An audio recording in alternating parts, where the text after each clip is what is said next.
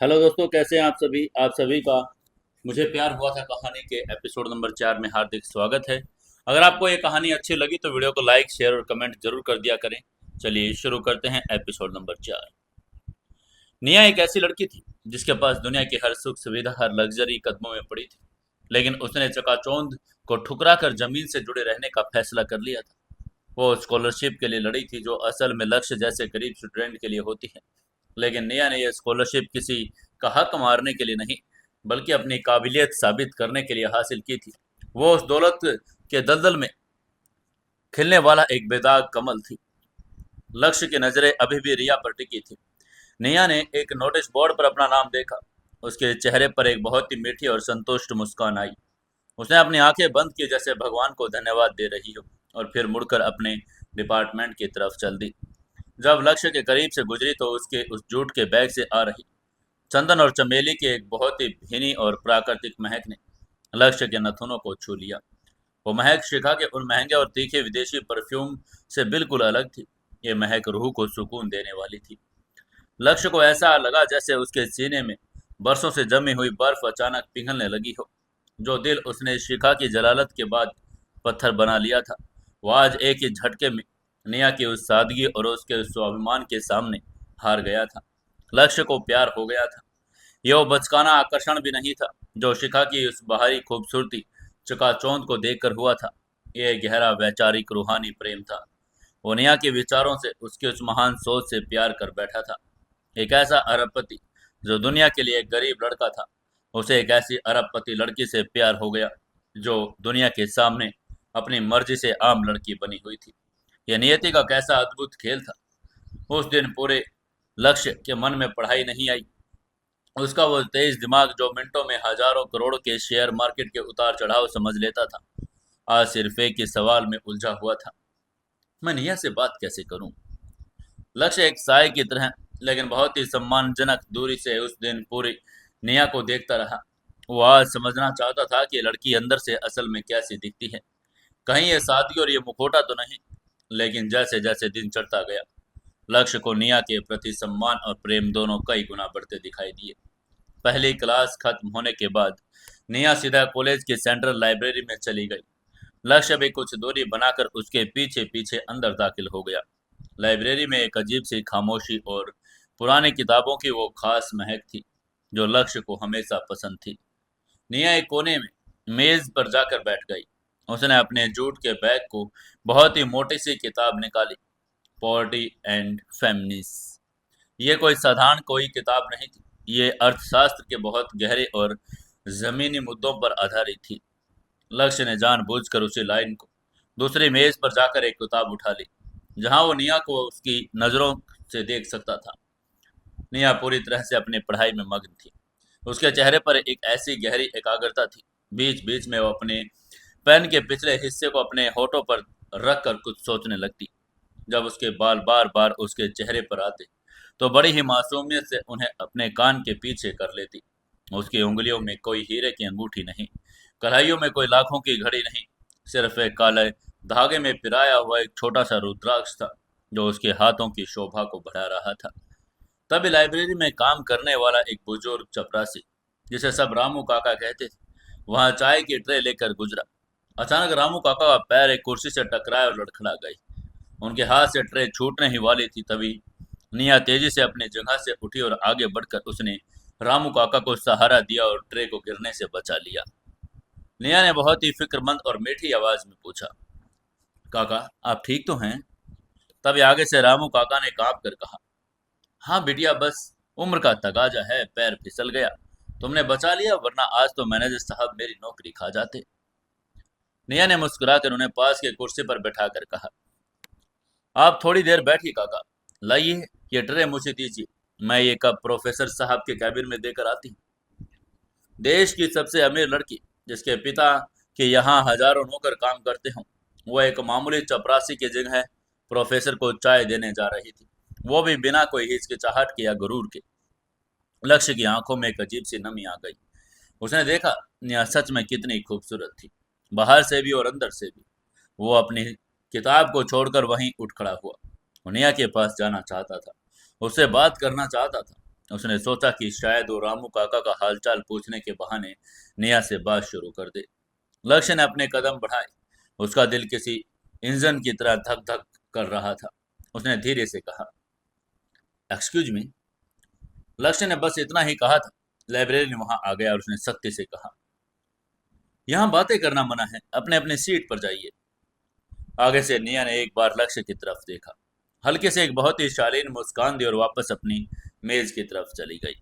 वो मुस्कान इतनी पवित्र और कोमल थी कि लक्ष्य को ऐसा लगा जैसे किसी ने उसके सीने में कोई मीठा सा तीर उतार दिया हो। वो बिना कुछ कहे अपनी जगह पर वापस आकर बैठ गया।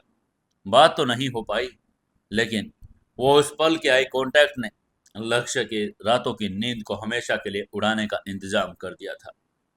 दोपहर के करीब 1 बज चुके थे। लक्ष्य और निया दोनों इकोनॉमिक्स ऑनर्स के एक ही बैच में थे। आज इंडियन इकोनॉमी एंड पॉलिसी का लेक्चर था। यह क्लास एक बहुत ही सख्त और कड़क मिजाज के प्रोफेसर ले रहे थे। लक्ष्य हमेशा की तरह अपनी जगह सबसे पीछे वाले बेंच पर बैठा था और निया आज पहली पंक्ति में बिल्कुल सामने बैठी थी। लेक्चर के दौरान प्रोफेसर ने बहुत ही जटिल विषय छेड़ा। इंडिया में गरीबी उन्मूलन के लिए सरकार द्वारा चलाई जा रही योजनाओं क्यों विफल हो रही है? क्या इसका कोई कारपोरेट घरानों का मोनोपोली है? ये एक ऐसा विषय था जिस पर लक्ष्य से बेहतर कोई नहीं समझ सकता था। आखिर वो खुद भारत के सबसे बड़े कारपोरेट घराने का मालिक था। वो जानता था कि नीतियां कैसे बनती है और उन्हें कैसे तोड़ा मरोड़ा जाता है। तभी प्रोफेसर ने क्लास में सवाल उछाल कर पूछा, कौन बताएगा कि इस समस्या की जड़ क्या है? पूरी क्लास में सन्नाटा छा गया। जो बच्चे महंगी कारों में आते थे उन्हें भारत की गरीबी और जमीनी हकीकत का कोई अंदाजा नहीं था। वो सब अपनी नजरें चुरा रहे थे। पहली पंक्ति में एक हाथ उठा। वो निया थी। उसका हाथ देखते ही प्रोफेसर ने चश्मा ठीक करके कहा, यस मिस शर्मा, बताइए। निया अपनी जगह पर खड़ी हुई। अपनी आवाज में एक अजीब सी खनक और बेखौफ आत्मविश्वास लिए उसने कॉन्फिडेंस के साथ कहा, सर, योजनाओं की विफलता का मुख्य कारण कारपोरेट घरानों का एकाधिकार नहीं है, बल्कि संसाधनों का असमान वितरण और सिस्टम के जमीनी स्तर पर फैला भ्रष्टाचार है। ये कोई कारपोरेट कंपनी किसी गांव में फैक्ट्री लगाती है तो रोजगार पैदा करती है, लेकिन समस्या तब आती है जब उस इलाके के स्थानीय नेता अधिकारी उस कारपोरेट फंड को अपने फायदे के लिए इस्तेमाल करते हैं और असली जरूरतमंदों तक वो पैसा पहुंचने ही नहीं देते। हमें कारपोरेट्स को दुश्मन मानने के बजाय उन्हें एक पार्टनर के रूप में देखना चाहिए और एक ऐसा ट्रांसपेरेंट सिस्टम बनाना चाहिए जहां एक गरीब इंसान भी सीधे कारपोरेट फंड्स तक अपनी पहुंच बना सके। जब तक नीतियां ऐसी कमरों में बैठकर बनेगी, फाइलों में दफन रहेंगी, तब तक कोई भी योजना सफल नहीं हो सकती। पूरी क्लास उस लड़की का जवाब सुनकर सन रह गई। एक अरबपति की बेटी जिसके पिता खुद एक कारपोरेट टाइकून थे, वो इतनी स्पष्टता और ईमानदारी से देश के सिस्टम की खामियों को उजागर कर रही थी। लक्ष्य तो मंत्रमुग्ध हो गया था। निया के हर एक शब्द में उसे अपने दादाजी रघुनाथ मिश्रा की वो बात याद आ रही थी जो उन्होंने मरते वक्त कही थी, इस एम्पायर को इंसानियत से चलाना। निया की सोच लक्ष्य के विजन के बिल्कुल मेल खा रही थी। लक्ष्य को ऐसा लग रहा था जैसे वो किसी लड़की को नहीं बल्कि अपनी रूह के दूसरे हिस्से को सुन रहा हो। प्रोफेसर भी निया के जवाब से इतने प्रभावित हुए कि उन्होंने तालियां बजा दी। इसके बाद क्लास खत्म होने के बाद लक्ष्य ने ठान लिया कि अब वो किसी भी तरह से निया से जाकर बात करेगा। वो ये बहाना बनाएगा कि जब उसके जवाब से वो बड़ा प्रभावित हुआ और उसे इस विषय पर कुछ और चर्चा करना चाहता है। लक्ष्य तेजी से अपनी जगह से उठा और निया की तरफ बढ़ने लगा, लेकिन इससे पहले कि वो निया तक पहुंच पाता, निया की कुछ क्लासमेट्स ने उसे घेर लिया और उससे अपनी टॉपिक पर सवाल पूछने लगी। निया बहुत ही विनम्रता से उनके सवालों का जवाब देने लगी। लक्ष्य वहां कुछ दूरी पर खड़ा रहा। वो अपने उस उधड़ी हुई शर्ट और फटे हुए जूतों में उन लड़कियों के ग्रुप के बीच जाने की हिम्मत नहीं जुटा पा रहा था। वो डर नहीं रहा था कि निया मजाक उड़ाएगी। वो तो अब तक निया के स्वभाव को समझ चुका था। उसे डर इस बात का था कि शायद निया को ये न लगे कि एक गरीब लड़का उसके करीब आने का बहाना ढूंढ रहा है। लक्ष्य ने गहरी सांस ली और अपने कदम पीछे खींचकर खुद से कहा, नहीं, इस तरह भीड़ में नहीं। मैं उससे तब बात करूंगा जब वो अकेली होगी। मैं अपनी गरीबी को उसके सामने कमजोरी नहीं बनने दूंगा। लंच ब्रेक का समय हो चुका था। दिल्ली यूनिवर्सिटी के स्टूडेंट्स आमतौर पर हडसन लेन के महंगे कैफेज या कॉलेज की वीआईपी कैंटीन में जाकर पास्ता पिज्जा महंगी कॉफी पीते थे। शिखा तो एक एक लंच पर हजारों रुपए उड़ा देती थी।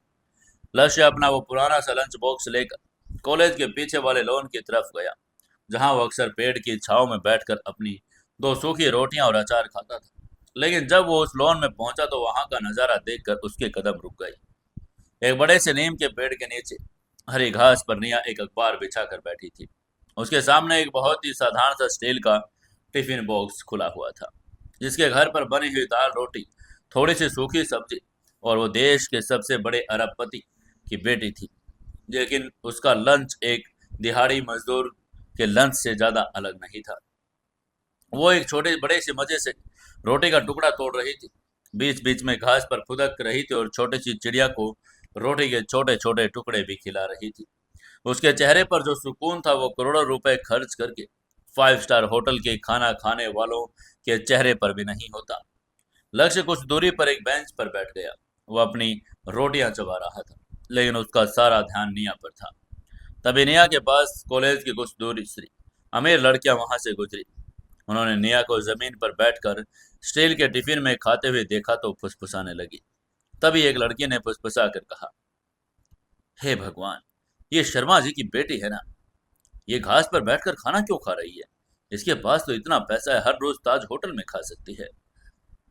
उसके बाद सुनकर आगे से दूसरे ने मुंह बनाकर कहा, पता नहीं यार, मुझे तो ये कंजूस लगती है, या शायद इसे गरीबी दिखाने का कोई शौक चढ़ा हुआ है। हालांकि निया ने उनकी बातें सुन ली, लेकिन वो उसे कोई तीखी प्रक्रिया नहीं दे रही थी। उसने उनकी तरफ देखा और एक मीठी और शांत मुस्कान दी और वापस अपनी चिड़िया को खाना खिलाने में लग गई। उस मुस्कान में इतना आत्मविश्वास और इतना वजन था कि लड़कियां वो खुद शर्मिंदा होकर वहां से खिसक गई। लक्ष्य ये सब देख रहा था। उसे इस वक्त वो जलालत याद आई जब शिखा ने उसे इसी लोन के पास सरेआम बेइज्जत किया था। शिखा ने दौलत के नशे में आकर लक्ष्य का मजाक उड़ाया था, और आज ये लड़की, जिसके पास शिखा से 100 गुना ज्यादा दौलत थी, वो दौलत का दिखावा करने वालों को अपनी सादगी से तमाचा मार रही थी। लक्ष्य का मन किया कि वो उठकर जाए और निया के साथ उस घास पर बैठ जाए। वो उसे कहना चाहता था कि तुम दुनिया की सबसे खूबसूरत और समझदार इंसान हो। वो अपनी दो सूखी रोटियां साझा करना चाहता था। उसने हिम्मत जुटाई, वो अपनी जगह से उठा। उसने अपना लंच बॉक्स बंद किया और निया की तरफ कदम बढ़ा दिया। लक्ष्य ने अपने दिमाग में पूरा संवाद तैयार करके कहा,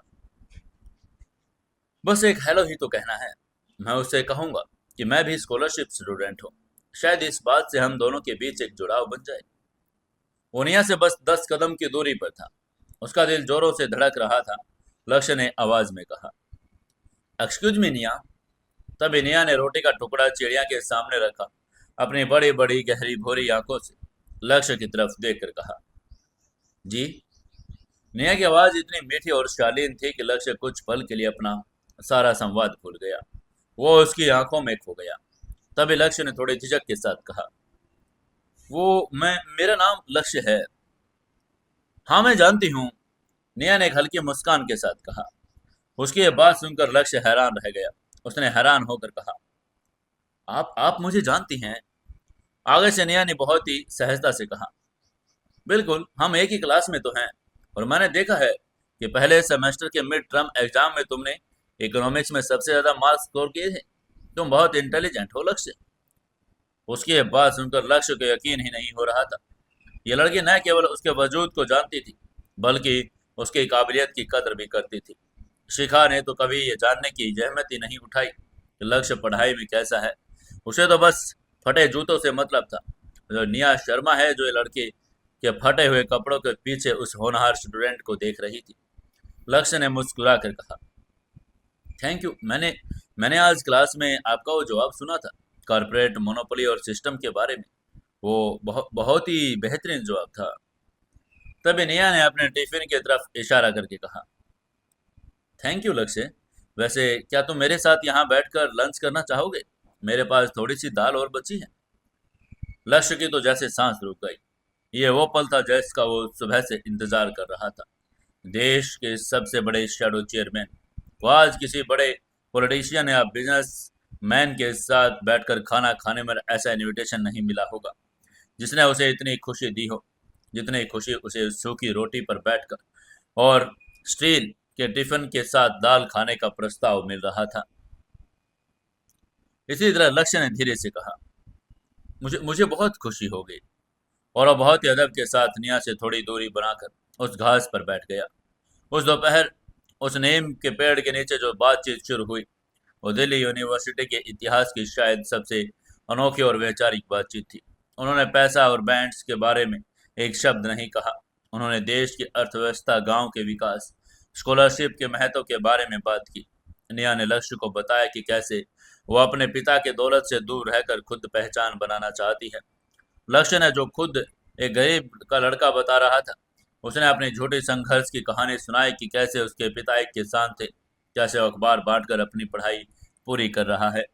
लक्ष्य जब अपनी कहानी सुना रहा था तो उसने देखा निया की आंखों में उसके लिए कोई दया तरस नहीं था, बल्कि एक गहरा सम्मान था।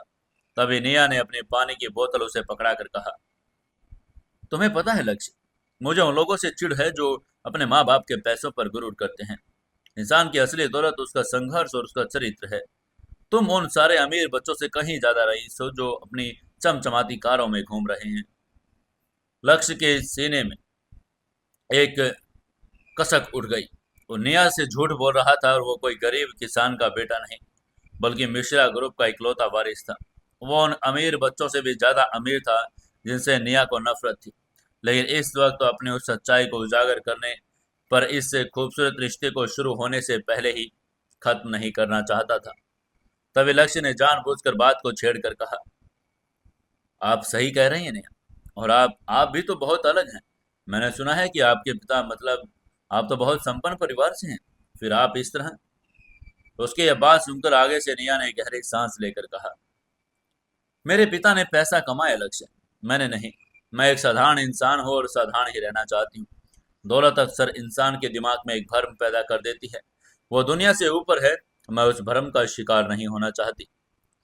तभी लक्ष्य ने निया की आंखों में देखकर कहा, आप सच में बहुत ही खास हैं निया, बहुत खास।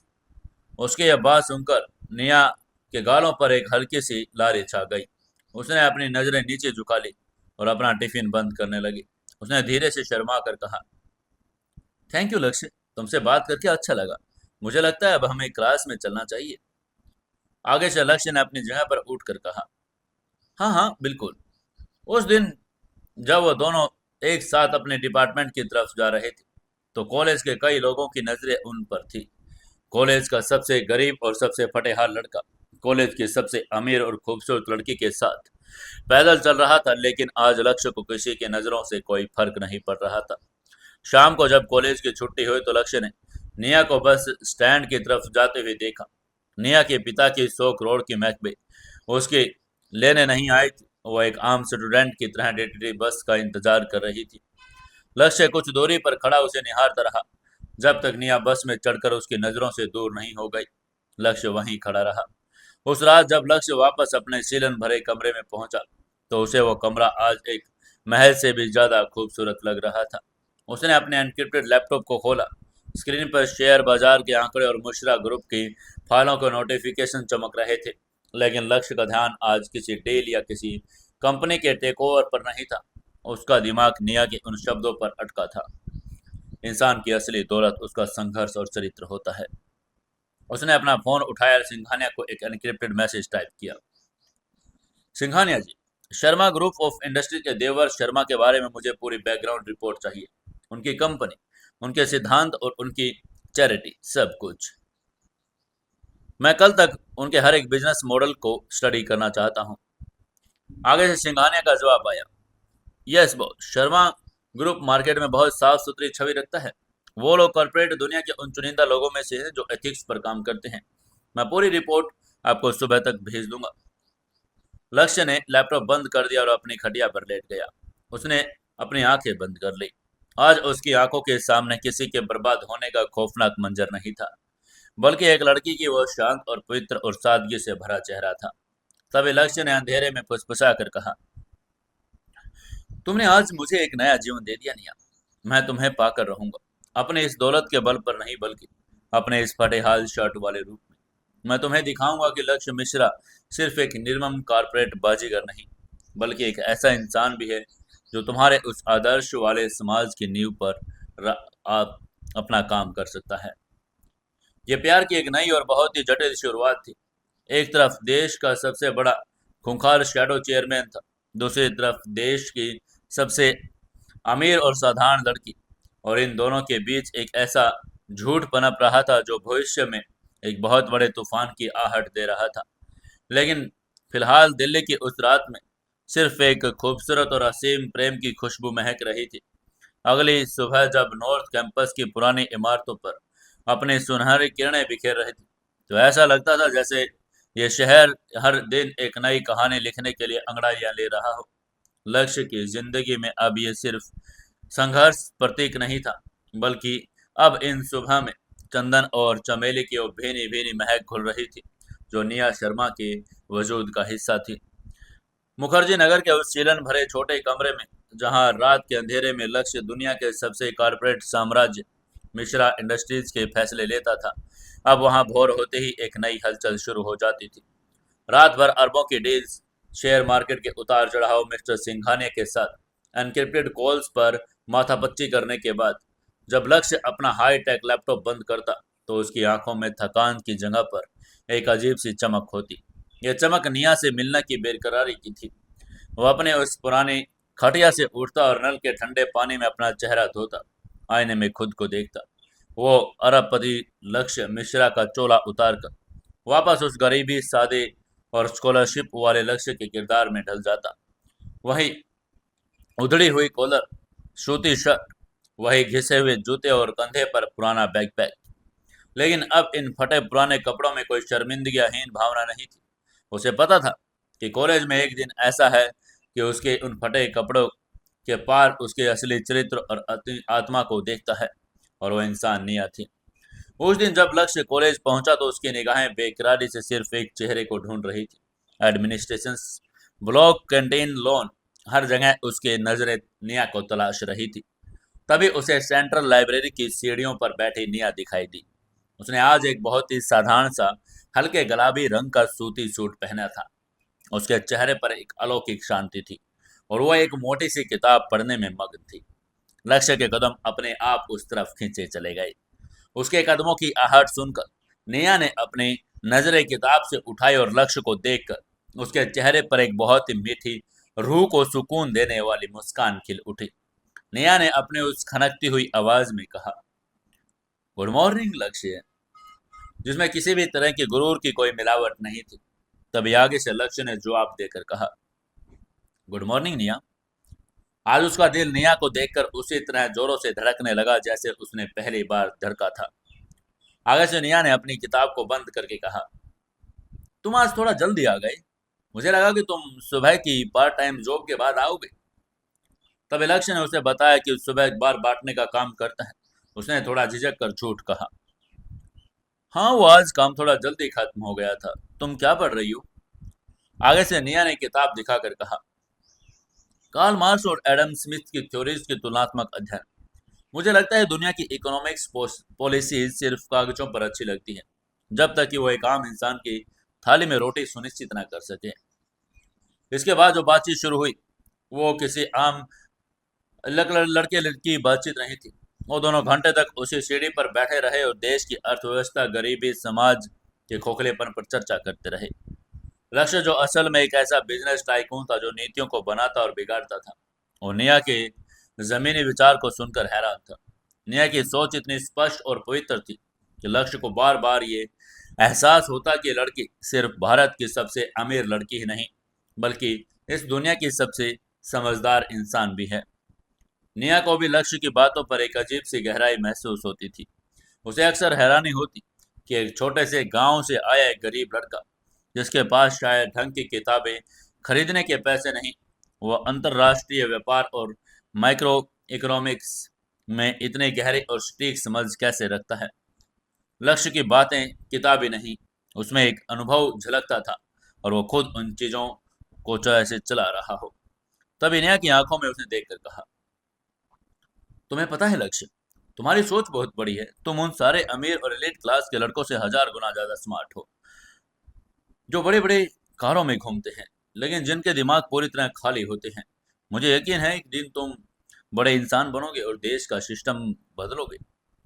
लक्ष्य ने गहरी सांस ली। उसके मन में आया कि वो चीख कर कह दे, निया, मैं पहले से एक इंसान बन चुका हूँ, वो भी बहुत बड़ा। ये पूरा शहर मेरे एक इशारे पर चलता है। लेकिन उसने खुद को रोक लिया। वो निया का प्यार और उसकी सादगी उस झूठी गरीबी के आधार पर जीतना चाहता था। उस दिन के बाद लक्ष्य और निया हर एक दिन साथ बैठने लगे। वो क्लास में एक साथ बैठते, लाइब्रेरी में घंटों एक ही मेज पर बैठकर पढ़ाई करते, लंच के समय कॉलेज के पीछे वाले लॉन में नीम के पेड़ के नीचे बैठकर अपना खाना बांट कर खाते।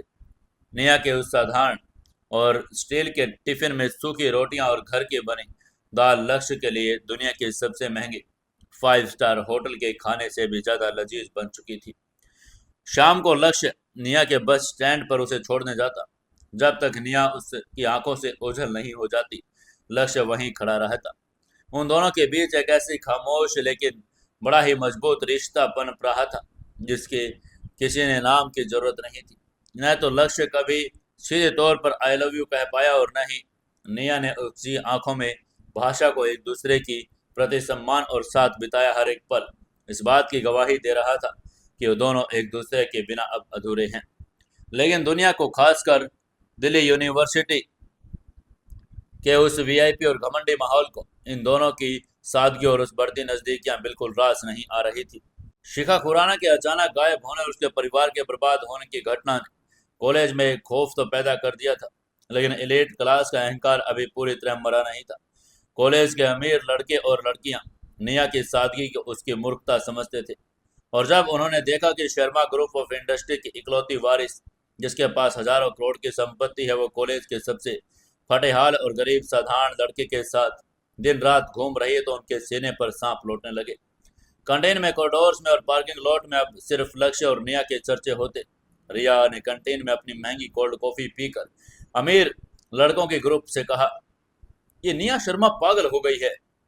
मतलब ठीक है, तुम जमीन से जुड़े रहने का नाटक कर रही हो, लेकिन इसका मतलब ये थोड़ी है कि तुम उस फटीचर के साथ जाकर बैठ जाओ। उसके जूतों से बदबू आती है यार।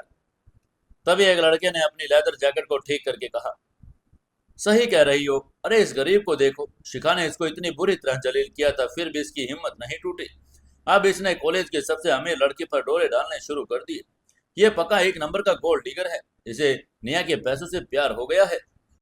ये बात धीरे धीरे पूरे कॉलेज में फैलने लगी कि लक्ष्य, जो एक गरीब लड़का है, वो निया शर्मा के अरबों साम्राज्य पर नजर गड़ा कर बैठा है।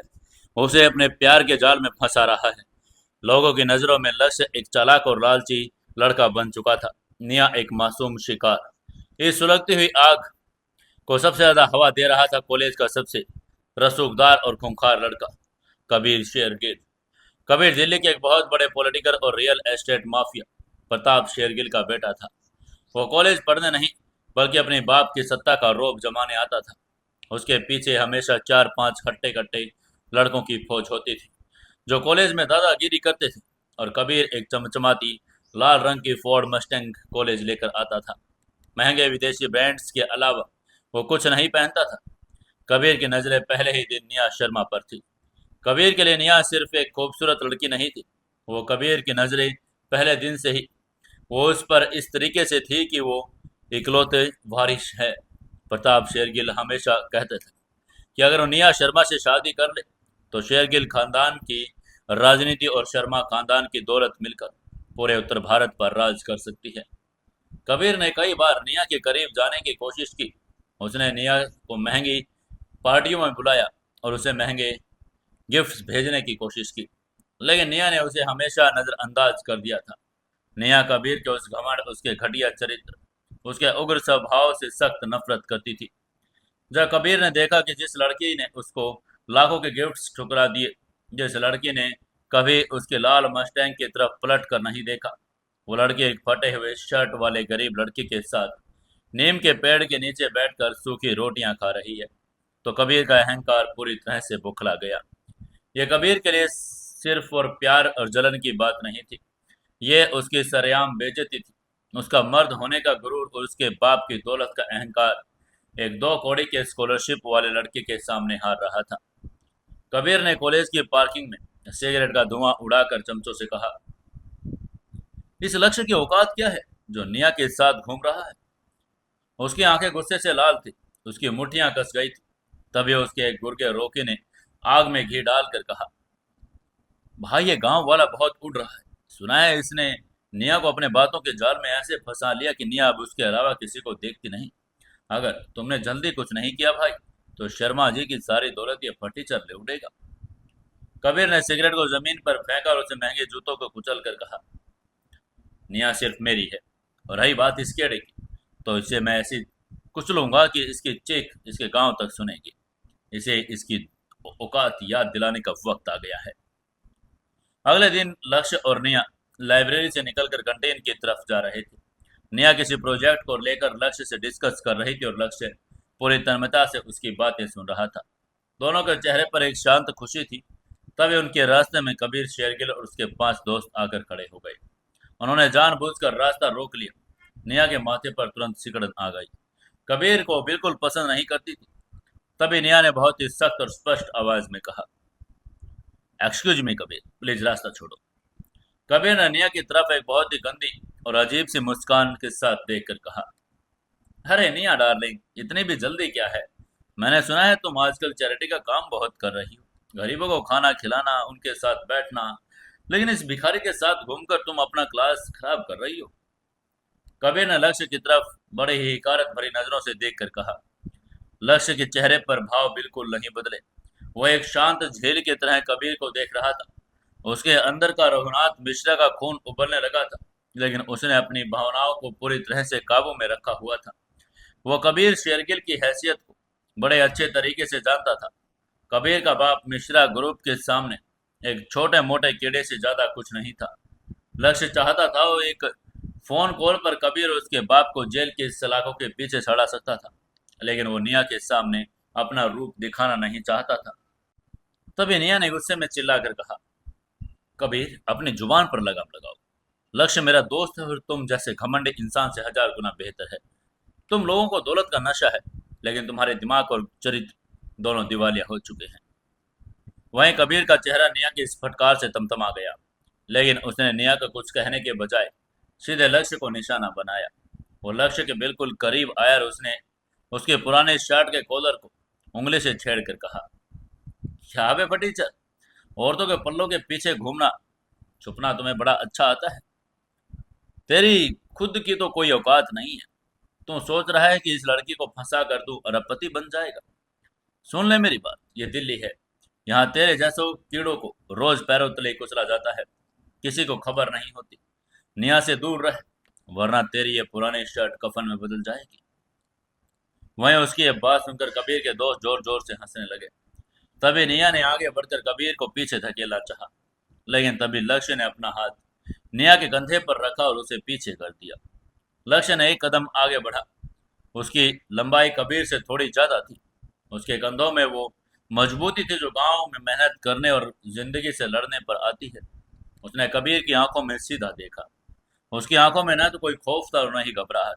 वो सिर्फ एक ऐसा बर्फीला तूफान था जिसे देखकर कबीर भी एक पल के लिए अंदर से सिहर उठा। लक्ष्य ने बहुत ही धीमी लेकिन भारी और खौफनाक आवाज में कहा, कुत्ते जब झुंड में भौंकते हैं तो शेर को अपनी चाल बदलने की जरूरत नहीं होती कबीर। तुम्हारी दौलत तुम्हारे बाप की है और तुम्हारी ताकत तुम्हारे पीछे खड़े इन किराए के गुंडों की। जिस दिन तुम अकेले मेरे सामने आओगे, उस दिन तुम्हें पता चलेगा कि इंसान की हड्डियां उसके गुरूर से ज्यादा जल्दी टूटती हैं। ये कहकर लक्ष्य ने निया का हाथ पकड़ा और कबीर को कंधे से जोरदार धक्का देकर रास्ता बनाया और वहां से निकल गया। कबीर लड़खड़ाकर पीछे की तरफ गिरा, लेकिन उसके गुर्गों ने उसे पकड़ लिया। पूरा कॉरिडोर में सन्नाटा छा गया। जिन स्टूडेंट्स ने यह देखा वो हैरान थे और इस गरीब और शांत रहने वाले लड़के ने कॉलेज के सबसे खतरनाक गुंडे कबीर शेरगिल की आंखों में आंखें डालकर उसे इतनी बड़ी धमकी दे दी। कबीर का खून खोल रहा था। सरेआम उसकी बेइज्जती हुई थी, वो भी निया के सामने। उसने अपने दांत पीस कर रोकी से कहा, आज शाम को ये लड़का जिंदा अपने कमरे तक नहीं पहुंचना चाहिए। इसे ऐसा मारो कि अगले 6 महीने तक बिस्तर से न उठे। इसका वो गुरूर तोड़ना चाहता हूं जो इस निया की वजह से इसे मिला है। इसके बाद शाम के करीब 7 बज चुके थे। सर्दियों की वजह से आज दिल्ली जल्दी अंधेरी हो गई। लक्ष्य ने निया को बस स्टैंड छोड़ा और निया आज की घटना से थोड़ी डरी हुई थी।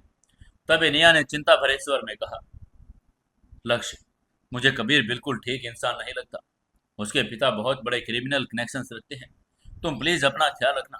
जरूरत पड़े तो हम पुलिस कंप्लेंट कर सकते हैं।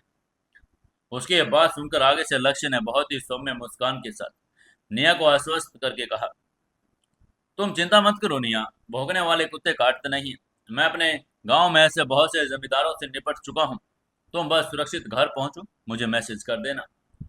इसके बाद निया के जाने के बाद लक्ष्य पैदल मुखर्जी नगर की तरफ चल पड़ा।